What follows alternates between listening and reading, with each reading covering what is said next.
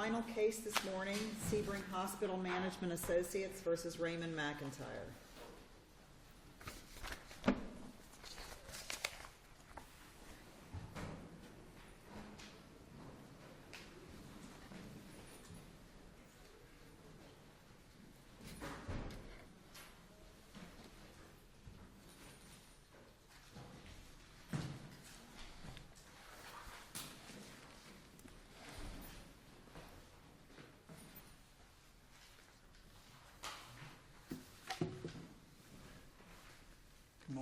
Good afternoon, actually. May it please the court, Bart Smith on behalf of Sebring Hospital Management Associates, the appellant. This is an appeal of a ruling in favor of the Highlands County property appraiser.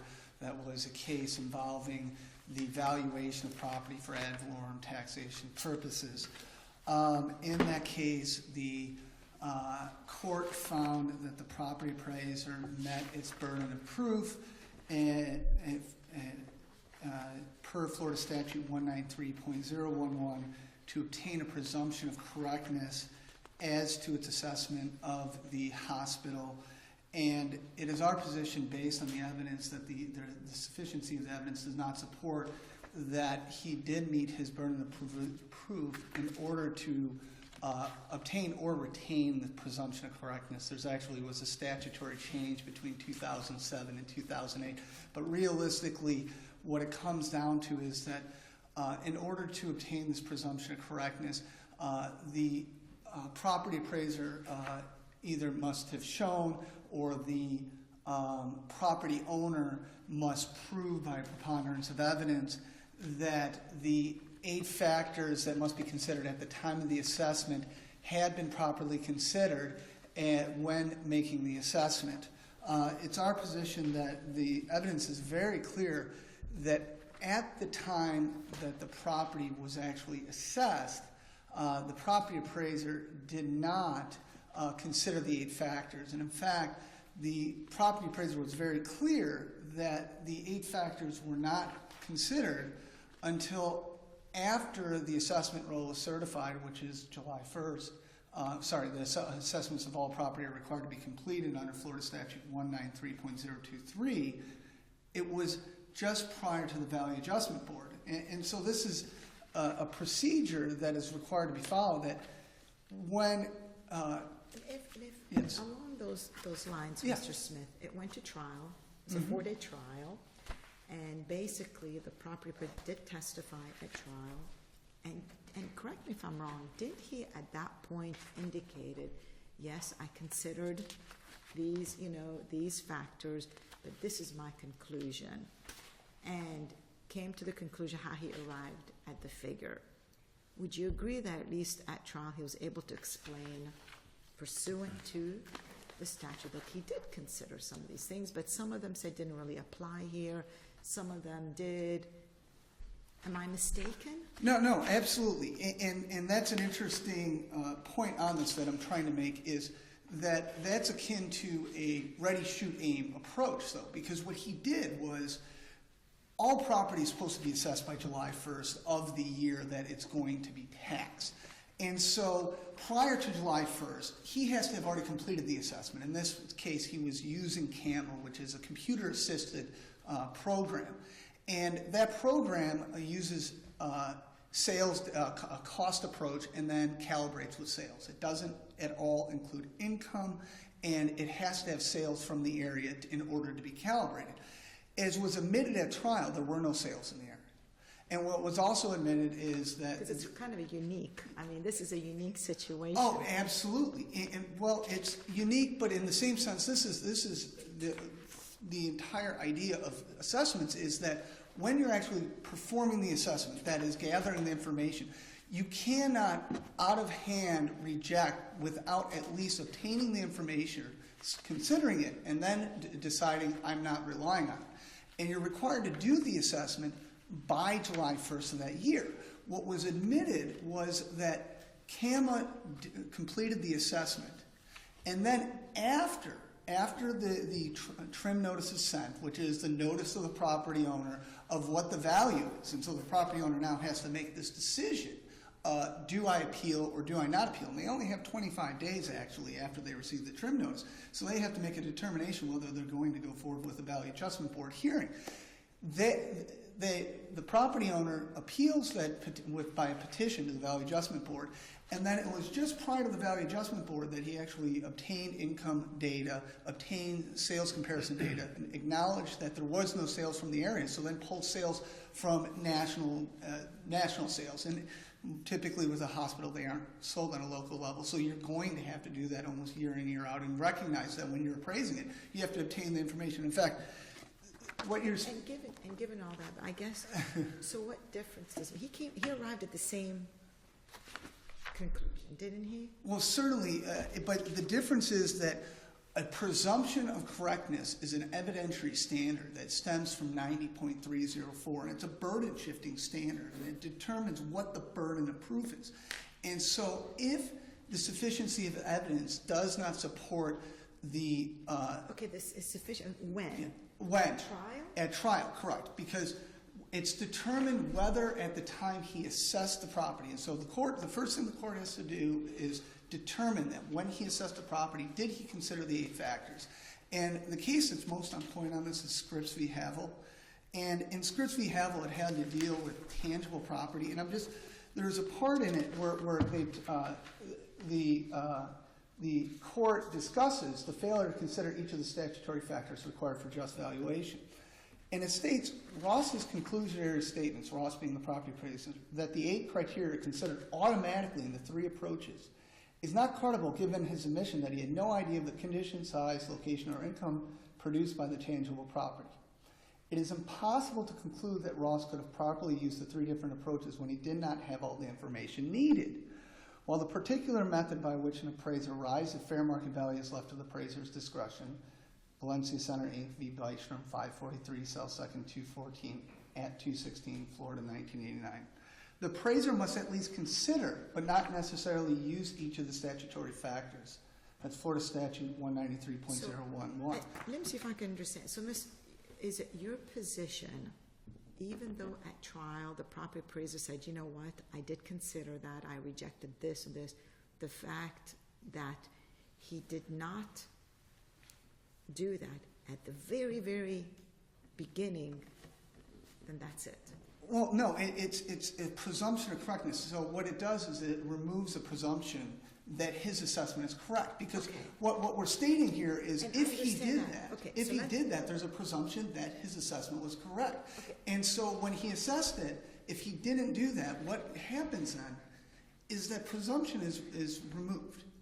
And so by stating, I didn't do it at the time that I actually assessed the property, but later on I did it, and now I feel comfortable. You did it before it became final. Exactly. So, well, no. Well, the tax bill wasn't due until November. So when did the hearing occur for the Value Adjustment Board? Well, there's 4 years.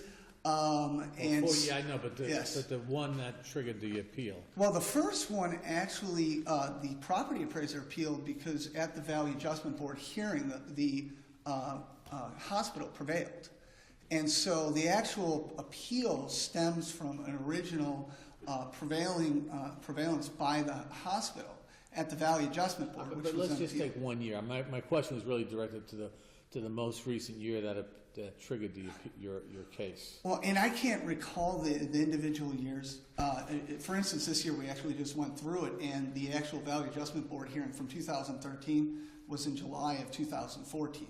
So it can vary, and it can vary greatly. The whole point is, though, is once the trim notice is sent and you file that petition, as a property owner, you have to be ready to go within 30 days after the trim notice is filed to a VAB hearing, which typically necessitates you have to hire an appraiser to get a valuation. I think I understand what you're saying. Sure. There's no presumption of correctness, so it has to be substantial competent evidence for the ruling to be upheld. Correct. Is that the whole point of all that? Absolutely. Okay. And so your burden is a little bit lower. At least you don't have to go in there having to prove anything. They've got to carry the burden to start with. Absolutely. And that's the... And if I may, so let's assume that. Let's assume you're absolutely correct, no presumption, the judge did hear evidence from the appraiser, then also heard evidence from a different type of approach, and what the order was very detailed. In his final judgment, the judge basically rejected the testimony regarding the amount of depreciation. So you had an expert that said, wait, you have to depreciate. The judge categorically said, I don't find that credible. So the court rejected that and basically said, in my judgment, I think this is, the property appraiser is the more credible, and went with that. So even let's just do away with the presumption. Aren't we still bound to affirm the final judgment? Well, and that's an interesting question, because you do, first, I feel strongly that the presumption of correctness was lost. But once you get past that, you're absolutely correct that we do have to look at what the judge did next. And what the judge did next is he looked at it as from the standpoint that he's already presumed correct, and he's given him that credibility because he believes he's complied with his values. And so then he goes to the next step, which is to affirm those values. What I would first assert is that typically, and I can't find, the only case law that's been cited in any of these briefs is a Universal Insurance of North America, which actually is a sinkhole case, going back to earlier from today.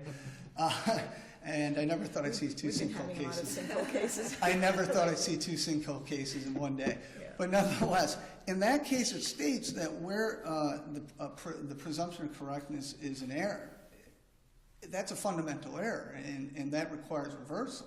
And so, first, I think that by finding the presumption of correctness, he's already committed an error. And so once we go from that, it creates an issue as to how he's judging the testimony. But nonetheless, going further, one of the factors that he was supposed to consider, which he actually admitted he did not consider at that time, is the highest and best use. And is what's aptly stated in our brief is this is government-owned property. And what the highest and best use, which is subsection 2 of 193.011, that actually requires that you take into account the diminished value based on any regulations, any governmental orders, any ordinances, any law that would diminish the value of the property. In this case, what we've put forth is that this property is required to provide indigent care. Obviously, that's devaluing the property.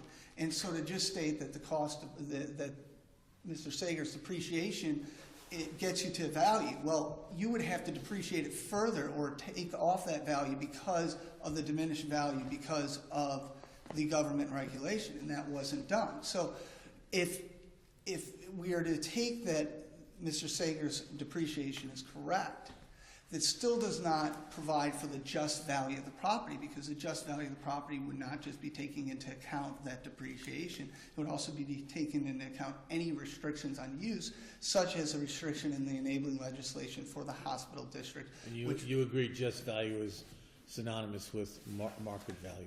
Yes. Yes, absolutely. And it's what a willing buyer would pay a willing seller.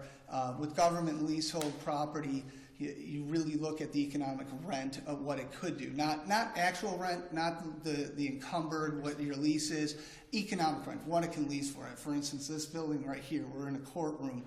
Trying to lease this based on its cost approach would be very difficult because the cost to recreate a courtroom is quite expensive, but yet trying to lease a room like this would not recover that cost. So the actual cost wouldn't in actuality be synonymous with just value or market value. And that's typical with government buildings because governments build to a higher standard and for a use. And this really is something that's going to come forward a lot more as government buildings are being reused for other uses or that it goes out there. And so what I think really needs to be taken into consideration is just value in this case is diminished by the fact that it is government property. And so that lowers the just value from that of what could be even derived from simply doing a cost approach methodology. But again, I think once it's been determined that the presumption of correctness was lost, that requires reversal and remand for a new trial. Now, if the court finds that it does not, it was less than just value, it may be remanded all the way back to the property appraiser to revalue it. But once the presumption of correctness is lost, and the court found that it was the presumption of correctness was retained or obtained, I do believe at that juncture the court committed error and that it should be reversed. And I will reserve the rest of my time. Thank you. How much time? You've got 5 minutes. Okay, thank you.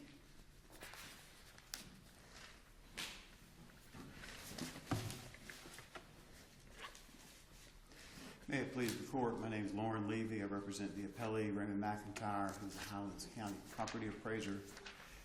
Your Honors, the case argued before you on appeal is simply a completely different case than was argued at trial. At trial, the hospital's position was the cost approach is the most appropriate way to value this property. Their expert only used a cost approach.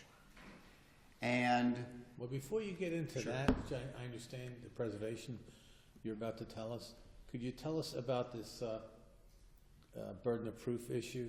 Sure. That was argued below. They're saying you didn't comply with the statute, therefore you don't get the presumption of correctness. And if you don't get the presumption of correctness, I think he's saying at a minimum he gets a redo with the judge applying the proper standard. And the judge does say in his final judgment that the burden of proof is determined by Florida Statute 194.301. And you get that if you comply with some other statute, which I was looking up, 193.011. correct. And there's quite a big punch list in there. Correct. I guess maybe that's the 8 factors. So are you agreeing with that at the outset, or do you disagree that the property appraiser was not entitled to the presumption of correctness? Oh, we certainly disagree that the Just property. walk me through that and then go into Okay. your other argument if you don't mind. All right, Your Honor.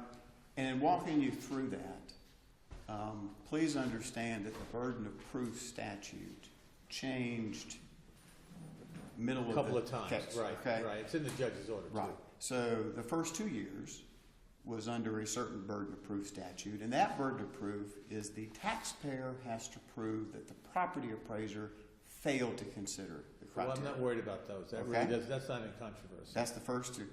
The second 2 years is the property appraiser's burden to show that he or she complied with the statutory criteria, and we would submit that the testimony at trial, in fact, showed that. Now, their argument they make on appeal is that, well, for the sales comparison approach, you didn't do that until you were preparing for the value adjustment board hearing. And for the income approach, you didn't do that until you were preparing for the value adjustment board hearing. But that was not, there was no objection, Your Honor, to the evidence being submitted by the property appraiser of the sales comparison approach or the income approach. There was no, I would have thought it would be prudent that if you believe that the appraiser failed in his prima facie case, that you would move, since it's non-jury, for an involuntary dismissal and say, property appraiser has failed to make his prima facie case. That was not done either. And in fact, Your Honor, the work papers, the property appraiser's work papers that he offered to prove up, here's my work product, this is what I did in arriving at the assessment, they were admitted into evidence without objection. And that included all of the property record cards and CAMA system approach that's done early in the game, if you would. And then it also includes the work that's done later in the calendar year, that when the trim notice has gone out, well, I'm going to find some additional information that would support my assessment. If I could stop there, Your Honor, and make one more comment on the comparable sales. The property appraiser's testimony was clear and unrebutted that in his CAMA system, and understand, you can't do a fee appraisal. You can't do a single property appraisal for each property in the county. You just don't have the resources. So you have to rely on computer assistance to do that. That's a computer program. Okay.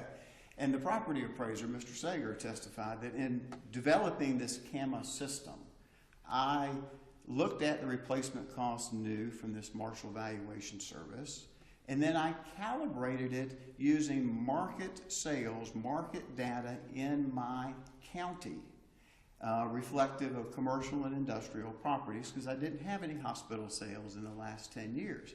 So if the argument is you had to do it by July 1, and that was an argument not made at the trial court. But if that is the argument now, then the clear evidence was that yes, the property appraiser considered comparable sales because he calibrated his system looking at the market sales data that occurred in his county. The property appraiser also talked about his comfort level with looking at these hospital sales data, that once you get beyond the county, you start to get a little uncomfortable, but there were 2 sales in Florida. Once you get beyond the state of Florida, I even got more of a lack of a comfort level. And he said actually that this comparable sales data had been provided to him by the taxpayer. And so he's just trying to say, well, if this is something we need to look at, this is what I would kind of do with it. But he said, I'm not going to place any weight on it. And my assessment was derived via the CAMA system. So And basically what the case law requires is for him just to consider. correct. Consider those factors. Now, interesting, I'm going to pose the same question that I've asked Mr. Smith. Because we sit here in an appellate fashion, we cannot be the seventh juror. As I understand, in looking through the record, this was a 4-day trial, and in front of the judge, these experts came in, kind of said, the appraiser walked through, said, this is how I arrived at this. Then there's contrary, another expert saying, here's what I arrive at. And the judge, as I understand it, pretty much rejected the other one and went along. So my question to you is that even if, I know they're hanging their head on this presumption, push that aside. Isn't the record reflect substantial competent evidence to arrive at the same conclusion that the judge did? Your Honor, I would agree. The finding that you read is followed by another finding at 15, where the judge says, regardless of whether the burden of proof is clear and convincing evidence or preponderance of the evidence, the hospital has not met that burden. So under the old statute, if you failed to consider the criteria, it was a preponderance of the evidence case. All right? Under the new statute, applying to 10 and 11, if you don't consider the criteria, it's a preponderance of the evidence case. And so the judge says, well, whether it's clear and convincing or preponderance, I disagree with the hospital's point of view via their expert testimony, and I uphold the property appraiser's assessment. As the trier of fact, he made that determination. Yes, Your Honor. Yes, Your Honor. And in fact, that's just kind of a straightforward difference of expert opinion testimony case, which is what the trial court is supposed to do. At the trial, the hospital argued, when we're talking about these criteria, Judge Valenti, the hospital argued that the appraiser had failed to consider 1, 3, 5, and 6. All right, 1 is present cash value, which is just kind of your ending up place, what your value is. And also they argued, well, that the property appraiser had an expert, Mr. Bissell, that had done certain work product, and that if you were going to look at Mr. Bissell's work product, you would need to make some adjustments to it, okay? 3 was location. And the argument was that location was improperly considered because the value of the land was too low. The land value should have been higher, and therefore we didn't consider location. Number 5 is replacement cost new. And the same argument was made there. Replacement cost new was not properly considered because the determination was too low. All the other experts said replacement cost new should be higher. Now please don't forget the appraiser had testified, I adjusted that figure for market calibration. And then 6 was condition, which is depreciation, which was the crux of the case. When you look at the opening statements and closing arguments, the hospital's counsel said the crux of this case is depreciation. The trial court says the crux of this case is depreciation. And that is the argument. It went further. The hospital's attorney said, we're not contending that the income approach was improperly considered. You shouldn't do the income approach at all. But when you read the briefs on appeal, that's the entire point. Well, you should have valued this looking at the economic value of the lease because this is a government property, and therefore you should have done an income approach. When at the trial they said, no, we're not going to allege that as being the basis. So when you ask, well, did you properly consider the income approach criteria? And the argument at trial was that's not in dispute in this case. Right. So when you did it really doesn't matter, if I could, Your Honor. When you look at their reply brief, there's a statement there that the hospital had no opportunity or duty to bring the error to the court's attention. And I would strongly disagree there. Opportunity, if you believe that this is a government leasehold that has to be valued based on the economic rents, it was your burden to put on that case. And they didn't, and said we're not even going to look at income. If it's your argument that all of the property appraiser's work regarding consideration of the criteria have to be done before July 1, you need to argue that to the judge.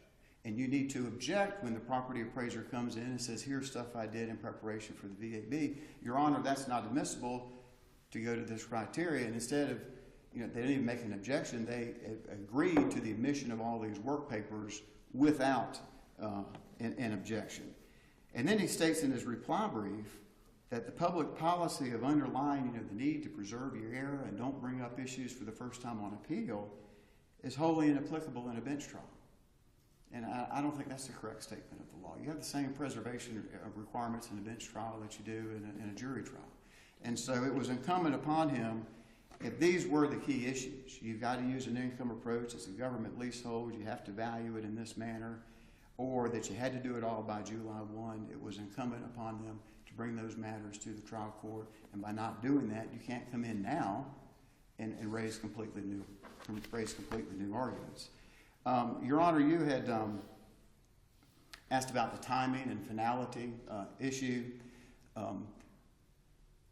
We certainly believe that the property appraiser has the discretion to exercise his judgment all the way until the time he certifies the roll to the collector. Before computers, you had a set of books, okay? All right, and you extended the millage. Here's my value. You extend the millage. You close the books. You walked them across the hall, and the tax collector opened the books and started collecting money. That's certification. And at that point in time, there's a lot of case law that says, property appraiser, you're done. You can correct clerical errors, all right, but clerical errors only. You can't continue to exercise your judgment. When you have a value adjustment board, the trim notice that goes out says, here's your notice of proposed taxes. Here's your proposed assessment, and here's the proposed millage. The millage is not final yet. The assessment's not final yet. It's not final until we certify it to the tax collector. And so when you have a value adjustment board, what in effect is the taxpayer asking of the appraiser, look at this again. I think you may have missed something. Let me send you some more information about this property. And they're asking the property appraiser to look at this and hopefully in a non-adversarial fashion, make an adjustment, resolve the concern. Some go to the value adjustment board for a decision, but the appraiser is allowed during that calendar year to continue to work on this file and continue to find out information. Here, the only thing that the appraiser said he did is, well, I went and did an income approach so I could show that this is what I did. I didn't put any weight on it. It didn't help me in my number. And at trial, they said, we're not going to complain about the income approach. And then the appraiser said, and here's some comparable sales that the taxpayer provided me, and this is if you kind of looked at it on a per bed or a per square foot, this is what it may look like, but I didn't place any weight on it. And I did, in doing my CAMA, calibrate my replacement cost new with the market sales that I had in my county. Again, to then say that that type of testimony would support a complete reversal, because it wouldn't support a finding that you're entitled to the presumption of correctness, I think is simply incorrect on the merits, and it's not adequately preserved either for our review. This was at trial, a very straightforward case about depreciation within the cost approach and the various expert opinions on it. I would just point out that on appeal, they now say we didn't consider criteria 1, 2, 7, and 8. There's only 8 of them. We only have one in common between trial and appeal, and that's the present cash value, which is really kind of the ultimate just value determination that the court had to make. So we believe that the trial court's decision should be upheld. We believe that there was a failure to preserve these issues, but at least bring them to the trial court's attention to obtain a decision on these issues. And certainly, we believe the trial court would have been correct on the presumption of correctness issue with the evidence that the trial court had before him. But even if you weren't, you're just stuck with the requirement under 194.301 that the taxpayer who's bringing the action has the burden to show that the value, the language they use now is does not represent just value, and that means too high. And so I guess if you would say, well, we put it all over to one side and we assume that they're right on everything, we still have, is there competent substantial evidence to support the trial court's determination that the value is not too high? And I would submit that there is such evidence in the file. So we would ask that you affirm. Thank you. Thank you.